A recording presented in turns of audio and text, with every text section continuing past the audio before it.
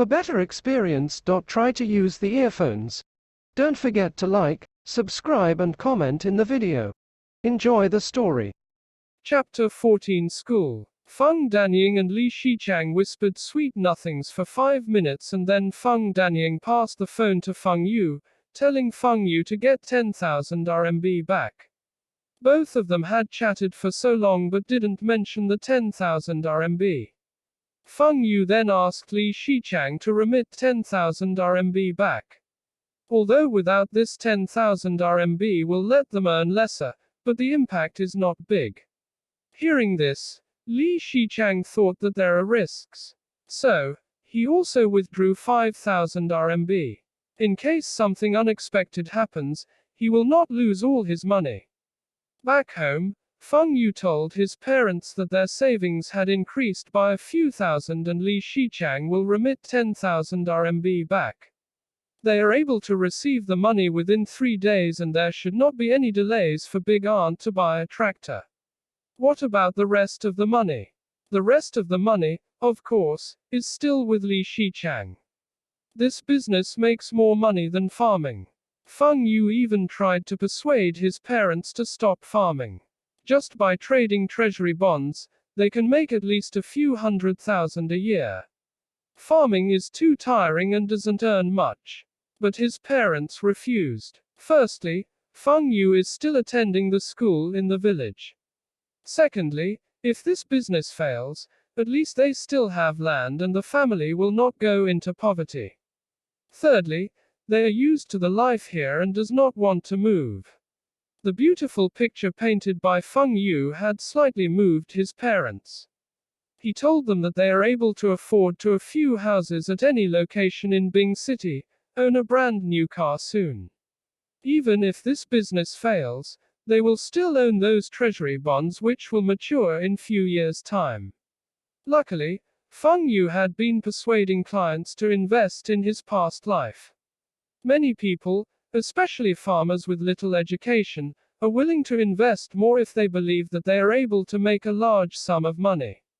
Feng Yu also saw his colleagues con some retirees to invest in highly risky investments. When these retirees lost money, his colleagues would just push the responsibility to these retirees. Feng Yu really despised such people. Once they receive the 10,000 RMB, his mother immediately remit 5,000 RMB to Big Aunt and save the rest. 1 week later, Feng Danying returns to Bing City. Li Shiqiang had already contacted her internship hospital. Deputy Dean of the hospital is his father's old comrade in arms and promised his father that his future daughter-in-law will definitely able to carry on working at the hospital after the internship. Feng Danying had only brought 30 RMB with her to Bing City. If she needs money, she can just get from Li Shiqiang. Anyway, Li Shiqiang is holding on to almost all of Feng's family savings. During this time, Feng Yu is grounded at home to study. Feng Xingtai had threatened Feng Yu that if he is unable to enter a high school in Bing City, he will break his legs. As such, Feng Yu stayed at home and did revision obediently. He had almost forgotten his physics, chemistry, and biology.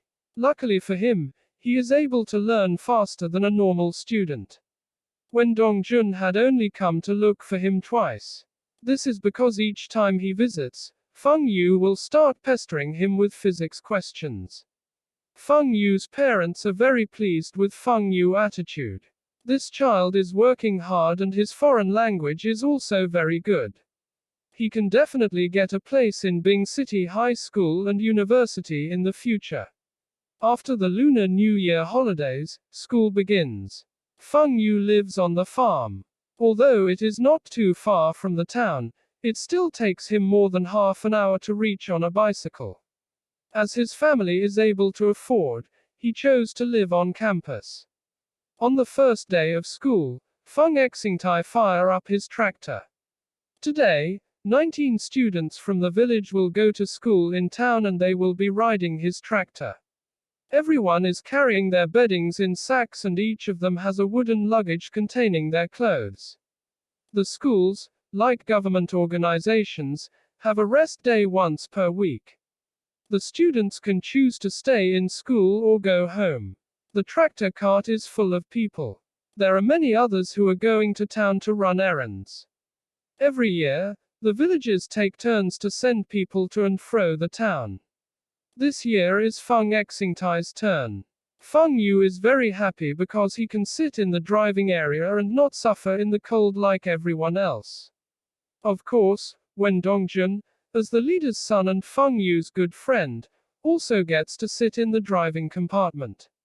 It is more than -10 degrees Celsius now. Less than 20 minutes, they reached and some passengers alighted. Feng Xingtai then goes to the primary school first. Feng Yu and the rest of junior high school students help those students whose parents did not come carry their luggage to the dormitory. Seeing his son so eager to help a small boy carry his luggage and spread the beddings, Feng Xingtai feels satisfied.